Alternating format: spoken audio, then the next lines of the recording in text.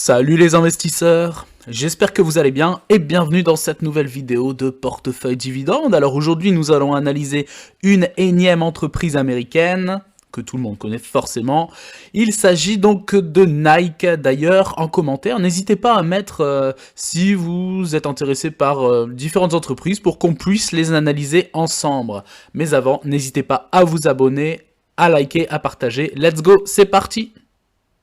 Donc à l'heure où je tourne la vidéo, le prix du cours de l'action Nike est de 125,53 $. Et du coup, sur la semaine, sur les 5 derniers jours, c'est plutôt baissier entre guillemets, mais bon après. Et sur le mois, on est plutôt haussier pour l'instant. Donc voilà, on continue ici donc avec le mini résumé donc de Nike, puisque on va pas s'attarder là-dessus puisque la majorité des gens connaissent un minimum l'entreprise. Donc celle-ci a vu le jour en 1968 par Philip Knight et Bill Bowerman. Donc l'entreprise est basée à Beaverton dans l'Oregon et spécialisée dans la fabrication d'articles de sport en tout genre, chaussures, vêtements, produits dérivés, matériel de sport, etc. Donc la marque a assuré sa notoriété avec son fameux logo qui est rapidement reconnaissable, on le connaît tous. Donc ça c'est un chiffre de 2005, donc ça date un peu, mais Nike déjà à l'époque réalisait 55% de ses ventes à l'étranger. Et donc l'entreprise est l'équipementier, le plus grand équipementier sportif dans le monde, avec un chiffre d'affaires, donc ça c'était à l'époque, de 32,4 milliards. Devant ses concurrents, donc notamment Adidas, qui fut le leader incontesté pendant plus de 50 ans d'ailleurs. Et donc les plus grands concurrents de Nike sont forcément Adidas, numéro 2 mondial, et Puma. On passe directement aux derniers chiffres, aux dernières dates qui nous intéressent, entre guillemets, le plus, les plus récentes. Donc 2012, Nike cède Umbro à Iconix Grand Group pour 225 millions de dollars. Et le 4 février 2013, Nike vend la marque Cole Haan à un fonds d'investissement, Apax Partners, pour 570 millions de dollars. À l'été 2017, Nike met en place un partenariat avec Amazon pour vendre directement ses produits en ligne. Cependant, en novembre 2019, la marque a arrêté ses ventes sur cette marketplace. Depuis 2021, et à la suite donc des différentes difficultés rencontrées par l'entreprise avec la crise du Covid, Nike cherche à se désengager auprès de certains sportifs en raison du manque d'exposition avec l'annulation des compétitions. Ainsi, de nombreux contrats d'athlètes n'ont pas été renouvelés à travers le monde et donc forcément dans différentes disciplines. On passe directement au cours de bourse donc, de Nike, ici donc sur TradingView. Donc, on peut voir le graphique, donc là je l'ai mis à la semaine. On peut voir le graphique à partir des années 80, donc décembre 1980. Et donc vous voyez la croissance folle, j'ai envie de vous dire, parce que si on prend, donc ça c'est vraiment une entreprise typique de croissance absolue, et nous verrons par la suite Nike, ce qui peut être également intéressant, c'est que Nike verse également des dividendes. Mais donc ici on voit surtout ce qui nous frappe aux yeux avec le graphique, c'est surtout la croissance, et donc si on prend ne serait-ce qu'à partir de 2010, jusqu'au plus haut, l'entreprise a réalisé, on va dire en 12 années, le cours de bourse a pris 1448% de plus-value. Entre 2009, 2010 et 2022, son plus haut. Et l'entreprise, donc, le cours de bourse est arrivé à son plus haut niveau de 178 $, ce qui est tout bonnement impressionnant. Elle a subi, forcément, comme bon nombre d'entreprises, le Covid, mais finalement, ça n'a pas duré très longtemps, puisque ça a duré entre février 2010 et, on va dire, son plus bas,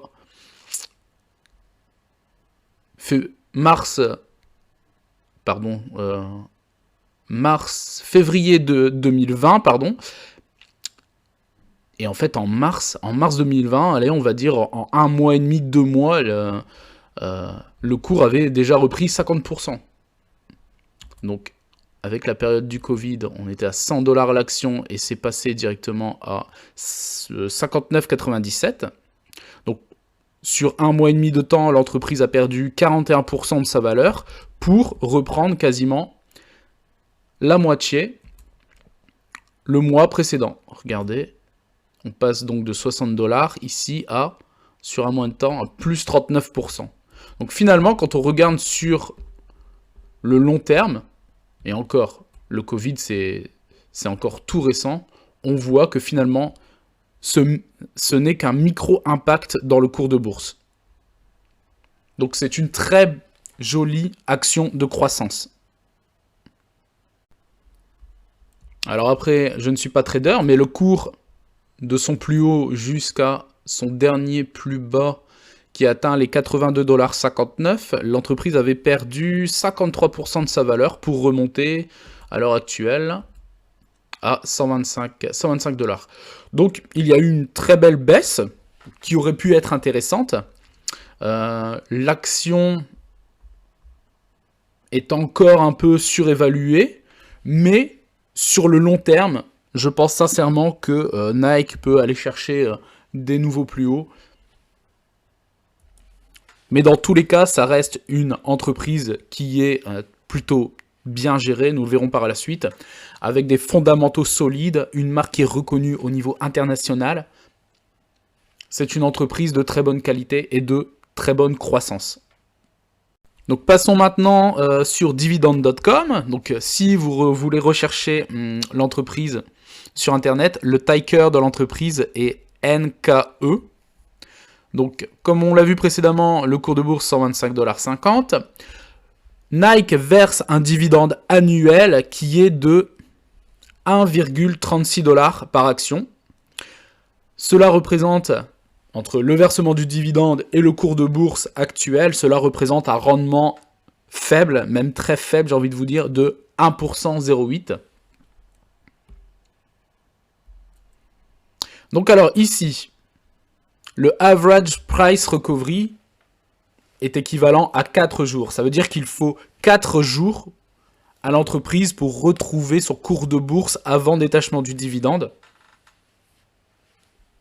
Le payout ratio de l'entreprise est très très intéressant également puisque l'entreprise, donc il est de 33,76%, ce qui représente que l'entreprise finalement sur 100% de ses bénéfices, Nike ne prend que 33,76% de ses bénéfices pour redistribuer aux actionnaires.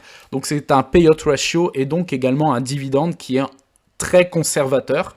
Donc ça veut dire qu'en plus de l'investissement qu'elle peut faire dans le développement, la recherche, l'achat de sous-traitants, etc., de nouvelles marques, l'entreprise a également une grande marge pour continuer à verser des dividendes à ses actionnaires. Ensuite, concernant le nombre d'années, donc l'entreprise verse des dividendes de façon croissante depuis 21 années consécutives, ce qui est finalement très très bien. Les dividendes sont versés de façon trimestrielle, comme la majorité des entreprises aux États-Unis. Et donc, concernant le secteur en général de l'entreprise, il est de 1,89%, donc le rendement est beaucoup plus faible que le secteur en général. Et ici, comme vous pouvez le voir, la valeur de l'entreprise, donc le market cap, la capitalisation de l'entreprise sur le marché boursier est estimée à 193 milliards, donc quasiment 200 milliards de dollars. Alors par contre ici, on voit sur le graphique qu'il y a eu, sur les différentes années, il y a eu des splits. Donc en 2015, il y a eu un split. En 2012, il y a également un split. En 2007, également un split. En 1996, il y a eu un split également, et en 1995. Et donc le split, en fait, c'est l'entreprise qui prend la décision de séparer ou de diviser le nombre d'actions en circulation. Alors forcément, il y a souvent plusieurs raisons. Par exemple, quand il y a eu, ça a été le cas avec Apple et Amazon, où en fait ils ont fait des splits, c'est-à-dire que en gros le prix de l'action était tellement élevé que la majorité des petits investisseurs et des investisseurs particuliers ne pouvaient même pas se permettre d'acheter une action. Donc en fait, en fractionnant et en divisant le prix de l'action, en fait, de nouvelles liquidités peuvent entrer sur le marché, en fait, pour racheter justement les actions de l'entreprise. Et c'est sans doute ce qui s'est passé avec Nike, finalement. Donc voilà, c'était juste pour une petite précision. Donc ici, concernant les différents versements de dividendes, donc le dernier paiement du dividende de Nike, il a été effectué le 3 avril 2023, donc après tout dépend, donc là vous avez la date officielle, mais après tout dépend des brokers chez qui vous êtes. Le prochain paiement du dividende Nike sera donc logiquement le 30 juin 2023. Passons maintenant du coup à l'historique des dividendes. Donc en 2022, l'entreprise a versé 1,25 $ par action donc de dividende. En 2021, c'était 1,13%. En 2020, 1,01 $. En 2019, 90 cents. En 2018, 82 cents. En 2017, 74 cents. En 2016, 66 cents. Et en fait, c'est pour ça que je précisais par rapport au split, parce que du coup... si ici Dividend.com n'a pas pris en compte le split par rapport au prix de l'action, elle ne l'a pas non plus pris en compte par rapport au versement du dividende. Donc ici 2015, 74, mais du coup en fonction du split, ça a été divisé par 2. Normalement le dividende a également été divisé par 2. Parce que du coup, comme ça n'a pas été pris en compte, forcément ici ils expliquent que cela fait 21 années consécutives que l'entreprise verse des dividendes de façon croissante. On continue du coup, donc forcément en 2015 il y a eu le split, 2014 50 cents, 2013 43, et les dates correspondent. 2012 32 cents, 2011 32 cents également, et 2012 il y a eu, si je ne dis pas de bêtises, également un split, voilà.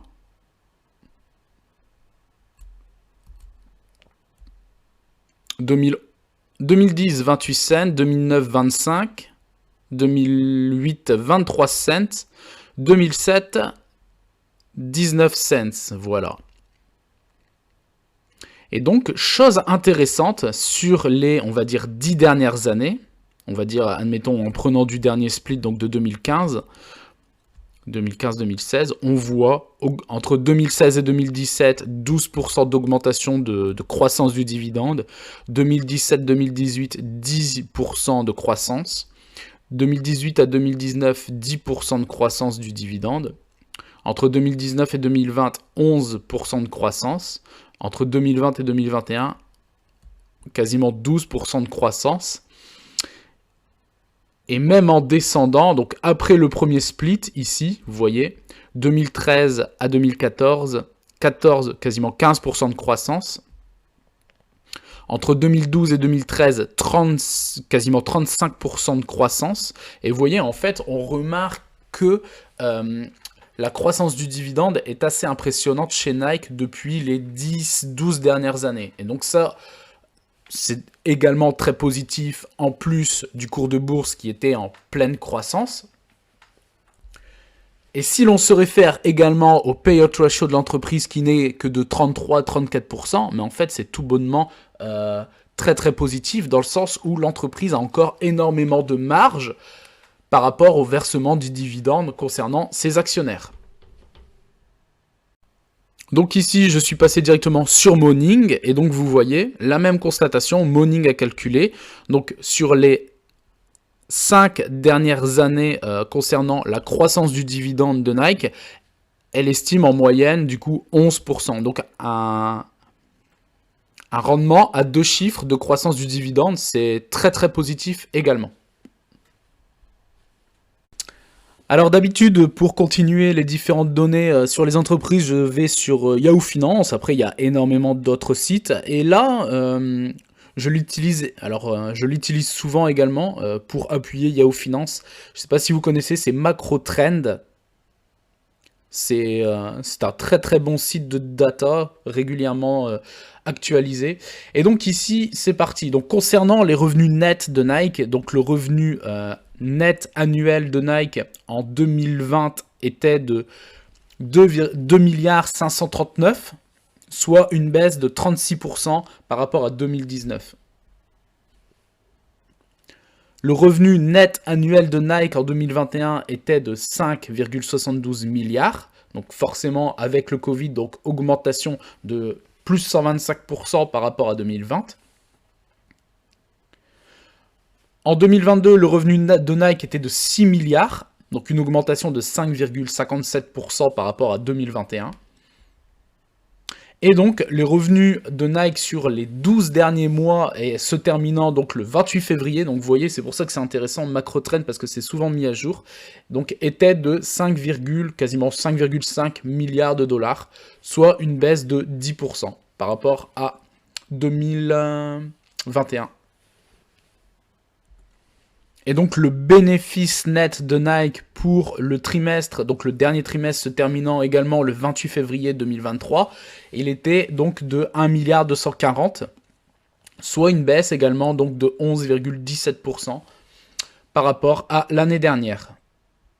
Et donc pour appuyer ces éléments sur MacroTrend, on va aller du coup sur Yahoo Finance et vous voyez dans les éléments financiers de Nike, donc on voit bien, donc 2019 les recettes de l'entreprise étaient de quasiment 40 milliards en termes de chiffre d'affaires pour un bénéfice de 4 milliards de dollars. En 2020, légère baisse de quasiment 2 milliards de dollars de chiffre d'affaires pour une baisse également donc du bénéfice passant à 2,54 milliards de dollars. Donc quasiment 1 milliard 5 de baisse de bénéfices. Ensuite, donc ça forcément, c'est ce qu'on remarque souvent, c'est l'impact du Covid quand même sur les chiffres d'affaires et les bénéfices. En 2021, réaugmentation du chiffre d'affaires, passant à 44,5 milliards de dollars pour un bénéfice en nette augmentation de 5,73 milliards de bénéfices. Et donc 2022, légère augmentation, mais augmentation tout de même de quasiment 1 milliard pour atteindre donc 46,7 milliards de dollars de chiffre d'affaires pour un bénéfice de 6 milliards.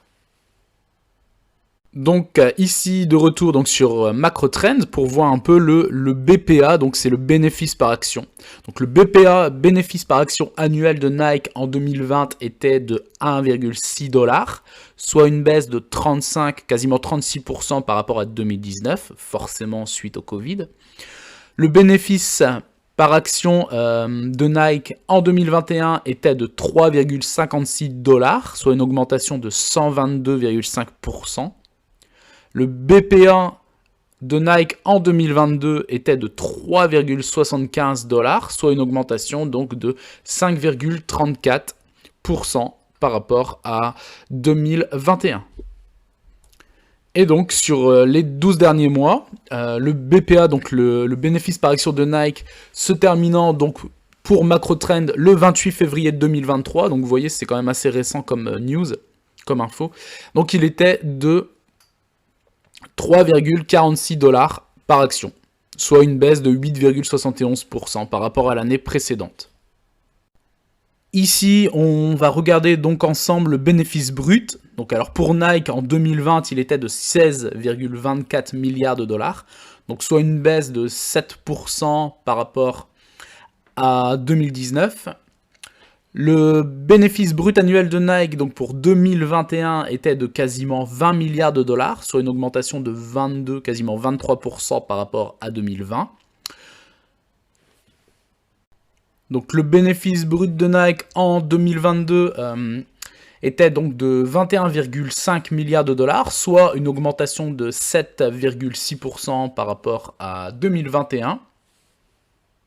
Donc finalement, on remarque que, à part la période Covid, où forcément ça a impacté énormément d'entreprises, quasiment toutes les entreprises finalement à travers le monde, que ce soit surtout Nike, on va dire, que ce soit au niveau des partenariats, des sportifs, des athlètes, mais aussi bien de toutes les boutiques physiques à travers le monde, forcément ça a impacté, même si il y a une augmentation aussi des ventes via Internet.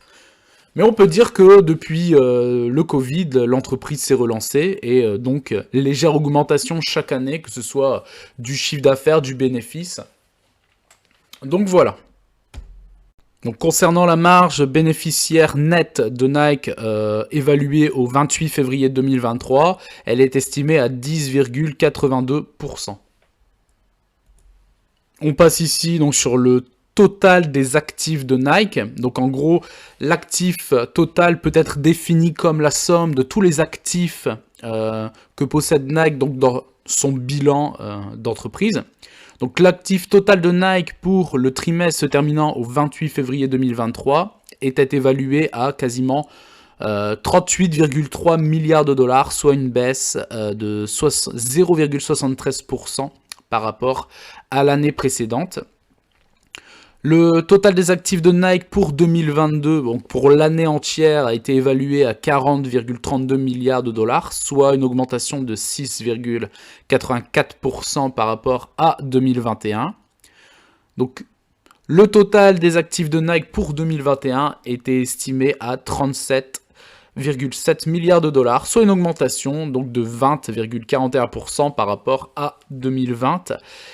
Et le total des actifs pour 2020 est estimé à 31,34 milliards, soit une augmentation de 32% par rapport à 2019. Donc on remarque également que le total des actifs de Nike ne fait que croître depuis les 4-5 dernières années également.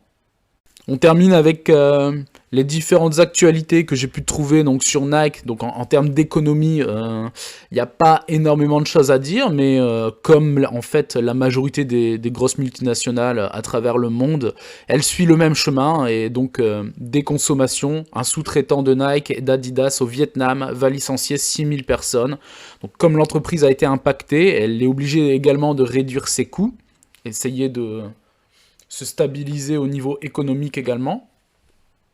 Donc l'inflation a des effets finalement en cascade, le budget de l'habillement se réduit de partout à travers le monde, et les pays producteurs voient donc leur carnet de commandes se réduire drastiquement. Donc là par exemple à Phuyen au Vietnam, l'un des plus importants fabricants donc de chaussures au Vietnam et donc sous-traitant de Nike et de Adidas, va licencier 6000 ouvriers. Donc une hécatombe pour des pays où l'industrie de l'habillement a déjà été fragilisée par le Covid-19.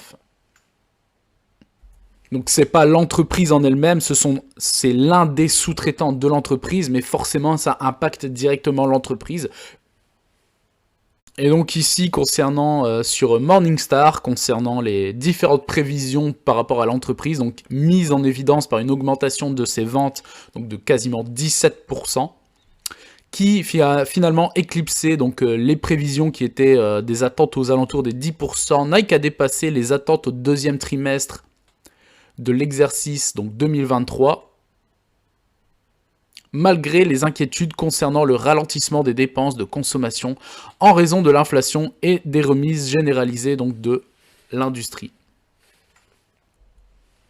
Donc, par rapport à ce qu'on a vu dans cette vidéo, donc déjà le cours de bourse, Nike est considéré très clairement comme une valeur de croissance, et d'ailleurs de très très grosse croissance sur, on va dire, les 10 dernières années.